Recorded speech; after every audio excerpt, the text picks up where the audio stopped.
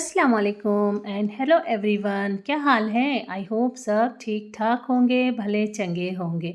ज़ोहर के नमाज़ के बाद वीडियो शुरू कर रही हूँ। अभी तक मैं यहाँ रेस्ट कर रही थी। मैं जब भी रेस्ट करती हूँ तो ओढ़े बगैर रेस्ट नहीं करती हूँ।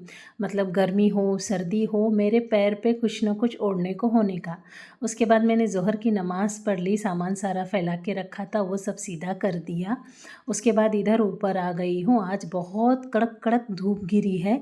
अगर कल भी ऐसी ही धूप गिरेगी ना तो यूसुफ़ के शूज़ हैं दोनों जोड़ी धो दूँगी और एक ब्लू वाले घर भेज दूँगी, वाइट वाले मेरे पास रख लूँगी क्योंकि और एक एक्स्ट्रा ब्लू वाले लिए हैं हमने उसको। तो 2 जोड़ी इधर रह जाएंगे, खामखा इधर क्यों इतने सारे भर के रखने का। चलिए, कपड़े तो शुक्र अल्हम्दुलिल्लाह कड़क कड़क सूखे हैं। इस चैनल पर मैं बस व्लॉगिंग करती हूँ, मेरा रूटीन शेयर करती हूँ। रेसिपीज़ आपको चाहिए तो आपको Y P mom and food जो मेरा दूसरा चैनल है, आप वहाँ जाकर विज़िट कर सकते हैं। क्या करना चाहिए आपको। वहाँ बहुत अच्छी अच्छी रेसिपीज़ बनाती हूँ मैं, ट्रेडिशनल वाली। अगर आप वो रेसिपी फॉलो करेंगे ना तो सच में तारीफ़ बटोरेंगे। चलिए, इधर नीचे आ गई हूँ, कपड़े सूखे हैं। अगर इसी वक्त घड़ी डाल दूँ ना तो उसके ऊपर सिलमटें ज़्यादा नहीं रहेंगी। अगर गलती से किसी वक्त मन करे मेरा प्रेस करने को तो ज़्यादा मेहनत नहीं पड़ेगी। अगर यहीं छोड़ दूँ और दूसरे दिन घड़ी डालूँ ना तो बहुत ज़्यादा मुद्दा मुद्दा हो जाते हैं। तो हाथ है ना सीधा कर कर के हाथ पूरे दुखने लगते हैं। तो इसलिए मैं है ना मतलब कोशिश पूरी करती हूँ। हाँ, ऐसा नहीं कि करती ही हूँ, कभी कभार छूट भी जाते हैं। चलिए, असर की नमाज़ पढ़ ली हूँ। आप लोग मुझे पूछ रहे हैं, जो लोग नए जुड़ते हैं ना उनका हमेशा हमेशा का क्वेश्चन रहता है, बच्चों को क्या दुआएं पढ़ाते हैं, आप क्या पढ़ते हैं, क्या ज़िक्र करते हैं। देखिए, अभी फ़िलहाल तो मेरा है ना समथिंग इज़ रॉन्ग। कुछ भी पढ़ूँ तो मेरा मन नहीं लग रहा है, क्या भी करूँ तो मेरा इबादत में मन नहीं लग रहा है। ये सारी दुआएँ मैं यूसुफ़ को पढ़ाती हूँ और ये मैं पहले भी शेयर कर चुकी हूँ। अभी जो नए जुड़े वाले लोग हैं ना वो मुझसे और पूछ रहे हैं, आप बच्चों की पढ़ाई के लिए वगैरह क्या करते हैं बोलकर। अगर आपको हिंदी आती है तो आप अच्छे से पढ़ सकते हैं, नहीं तो देखिए 3 टाइम दरूद शरीफ। और मैं हमेशा दरूद शरीफ पढ़ने के लिए बोलती हूँ, उठते बैठते, कुछ गलतियाँ हो, बाहर जाने का हो ऐसा। और मैं और एक बात बताना चाहूँगी, हर बच्चे पर एक दुआ काम नहीं करती है। आप आज़मा कर देखें, जैसे किसी पर रब्बना आतिना काम करता है, किसी पर रब्बी ज़िदनी इल्मी काम करती है और दरूद शरीफ तो अपनी जगह है ही है। तो आप उन दुआओं में से थोड़ा-सा चूज़ करके वो दुआ अपने बच्चे के लिए स्पेशल बना लें ताकि हमेशा वो दुआ पढ़ता रहे। ये देखिए, ये भुस होने की दुआ, मतलब मेरा छोटा बेटा है ना, थोड़ा-सा गुस्सा होता है, बुरा मानता है और वो जब गुस्सा हो जाता है ना तो उसकी बॉडी गर्म होती है और एसिडिटी हो जाती है उसे। तो हम लोग उसे भुस काहे को हुए रे, नाराज़ हुए बरबर बोलते हैं हम उसको, भुस काहे को हुए रे तू बोलकर। तो ये वही लफ्ज़ों में मैंने लिखा है, वहदी कल्बी वस्लुल सखीमतुल सदरी। ये दुआ 3 बार पढ़ना है उसके लिए। ये दुआ का काफ़ी असर है। बच्चे अगर किसी से जलन करते हैं या फिर खुद में ही नाराज़ रहते हैं, बुरा मानते हैं, दुखी होते हैं तो ये दुआ बहुत काम करती है। अल्लाह अल हमीदु मैं साँस फूल रही है जी मेरी, काम कर रही थी ना, फिर अचानक ये भूल जाऊँगी तो फिर रह जाएगा। 93 टाइम पढ़ना है बुरी आदतों से बचने के लिए।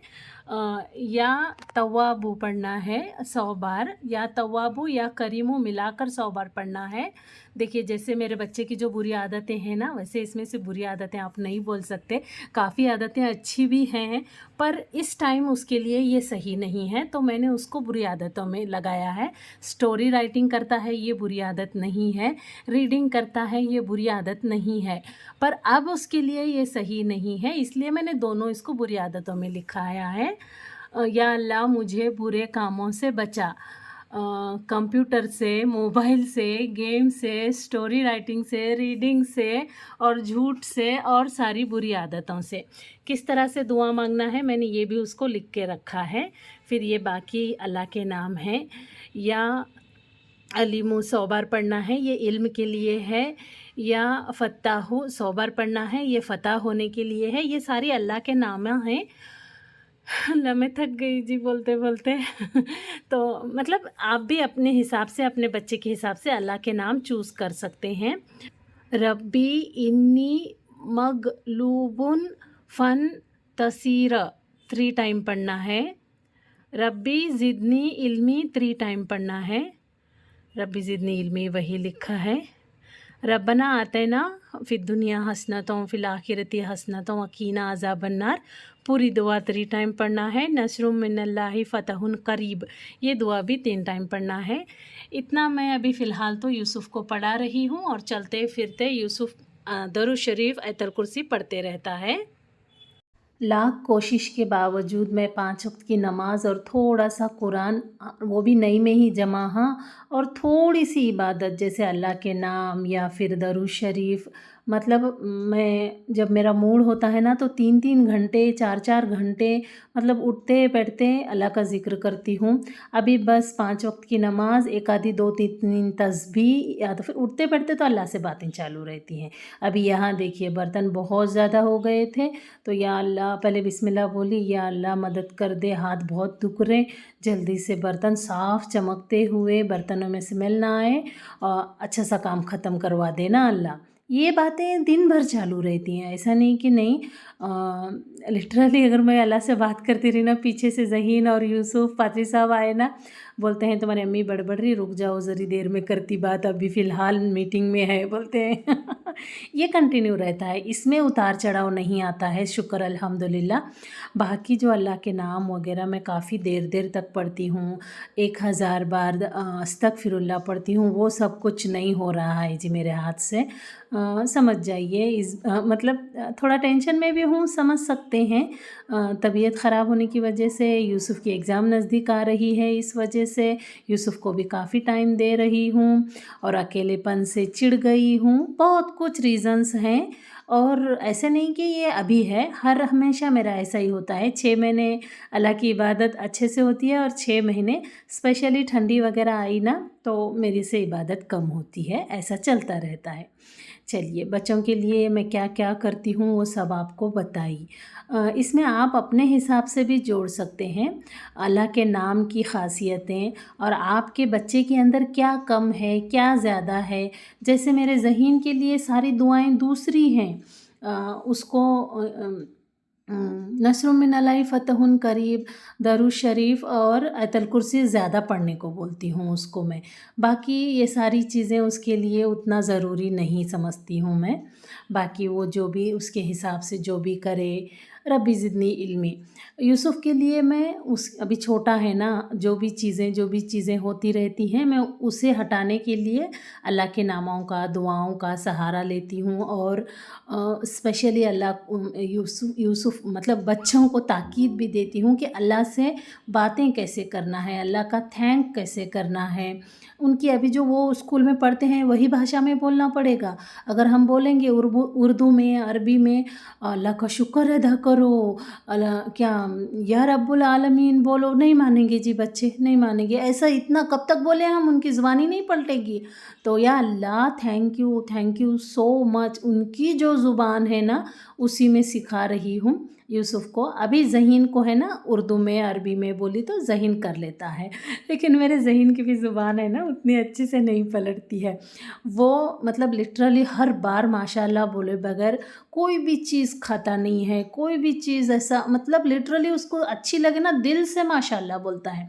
तो जब वो माशाअल्लाह कैसे बोलता है मालूम है? गड़बड़ से बोलता है माशाअल्लाह, माशाअल्लाह। तो हम भी उसको सता रहे, माशाअल्लाह नहीं रे, वो माशाअल्लाह है। अम्मी मैं माशाज बोलता हूँ, तुम ना माचा सुनने जाता है जी। चलो जो भी है, अल्लाह तो फीलिंग को समझने ही वाला है। बच्चों के साथ ऐसे मज़ाक वगैरह भी चलते रहता है। अभी परसों क्या हो गया, अभी मैं फूल गोभी की सब्ज़ी मटन फीका मटन डालकर बना रही हूँ। अब ये रात का टाइम है, थोड़ी-सी ज़्यादा बना रही हूँ क्योंकि कल सुबह यूसुफ़ का पेपर है। वही फूल गोभी पीस कर मैं उसको पराठा बनाकर दूँगी। पहले है ना ऑमलेट और रोटी खाना पसंद करता था, अभी कुछ दिन से अंडे का नाम लिए तो ही गुस्सा आ रहा उसको, मुझे अंडा होने का ही नहीं बोल रहा है। तो और वैसे ही पहले से पराठे पसंद करता है, कोई भी टाइप के पराठे, तो पराठे खा लेता है। अभी है ना यूसुफ़ का सिलेबस बहुत ज़्यादा हो गया है, तो मैं देख रही हूँ वो कंट्रोल ही नहीं हो रहा है, तो मैंने उसके टीचर को बात की। सर ऐसे कैसे सर, जो 7-8 वीक में कंप्लीट करने वाले हैं, 9-10 वीक में कंप्लीट करें तो क्या फ़र्क पड़ता है? ये ईशा की नमाज़ चल रही है। तो उन्होंने बोले एक बच्चे के लिए हम चेंज नहीं कर सकते। मैं बोली एक बच्चे के लिए बात नहीं है ये, मैक्सिमम बच्चों का प्रॉब्लम है। हाँ, बोलने वाली मैं अकेली हूँ बोलकर बोली, तो वो हँसने लगे। ये देखिए ये सुबह का टाइम है, ये कैमरे में जितना उजाला दिख रहा है ना, खुली आँखों से इतना उजाला नहीं है जी, अंधेरा-अंधेरा है। कैमरा कभी अपनी मर्ज़ी से चलते रहता है ना। चलिए मेरी फ़जर की नमाज़ चल रही है, तो यूसुफ़ है ना, उसके सर के साथ मैं जो कन्वर्सेशन करी वो सुनकर क्या बोल रहा है मुझे, अम्मी तुमको अम्मी बोल सकते हम बोलते। मैं बोली अभी तक क्या बोलते थे रे? नहीं जी अम्मी तुम्हें दोस्त जैसा एकदम ऐसा हँसी मज़ाक जैसा रहते या तो फिर गुस्सा करते।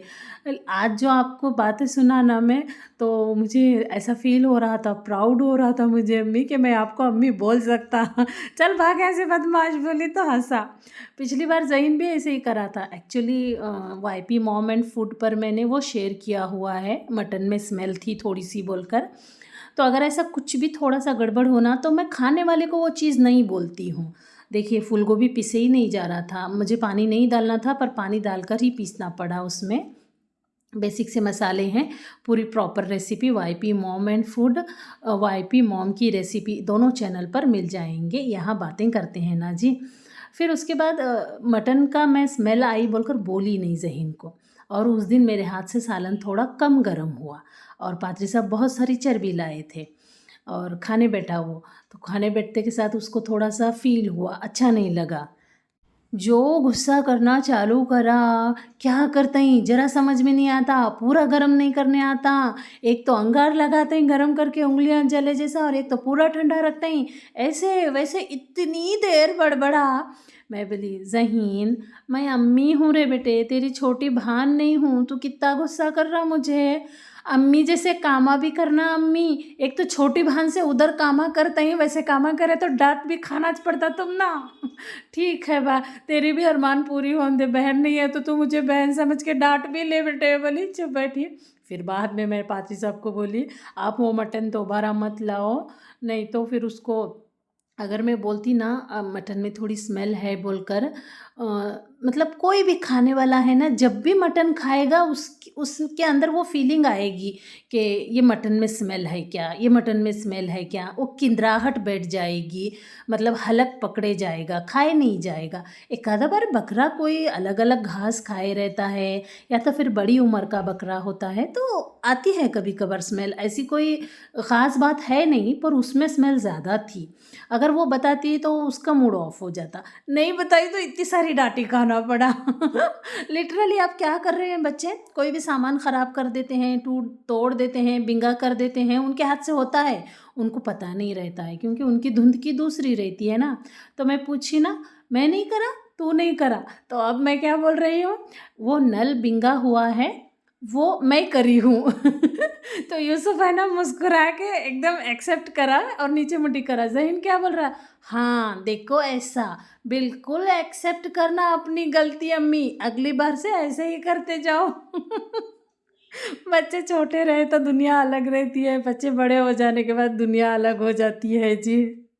ये जो मैं पराठे बना रही हूँ ना, आज मैं इतना कन्फ्यूज़ हूँ, कल रात से कन्फ्यूज़ हूँ। मेरा फ़ोन सेंटर गया है और मुझे लग रहा है ये फ़ोन अलार्म देगा, नहीं देगा, मैं टाइम पर उठ पाऊँगी, नहीं उठ पाऊँगी। इतना परेशान थी रात में मैं। 2-3 फ़ोन में अलार्म लगाई मैं, क्योंकि एक ना बजे तो दूसरा तो बज जाएगा, उसका पेपर नहीं चूकेगा, और उसको ब्रेकफ़ास्ट लगा दी हूँ। कल सब्ज़ी दी थी मैं उसको पराठे के साथ खाने के लिए, वो बोल रहा है पराठे के साथ सब्ज़ी कौन खाता है? अचार दे दो मुझे। और ये मेरी चाय, और मैं एक उसमें का ऐसे बिस्किट खाती हूँ।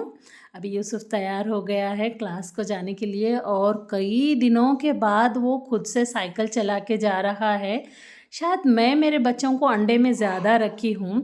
17-18 बरस के बच्चे क्या नहीं करते जी, टू व्हीलर वगैरह सब चलाते हैं। अभी वो उसे भेज रही हूँ तो मेरा मन है ना अंदर से परेशान है। उसे बोली जाकर है ना कॉल कर बेटे मुझे बोलकर। अभी जो मैंने पराठे बनाए हैं ना, ये सुपर पराठे बनते हैं, सारे बच्चों को पसंद आते हैं, एक बार ट्राई ज़रूर करना। और यूसुफ है ना, बस 15 मिनट में पहुंच गया था और पहुंचकर मुझे कॉल करा। शुक्र शुक्र अल्हम्दुलिल्लाह। चलिए मैं भी इस वीडियो को यहीं ख़त्म करती हूँ, मिलती हूँ अगली वीडियो में। अपना खूब ख्याल रखें, वीडियो पसंद आए तो एक लाइक ज़रूर कर दें, अपने साथ रहने वालों का ख्याल रखें, दुआओं में मुझे भी याद रखें। अल्लाह हाफिज़।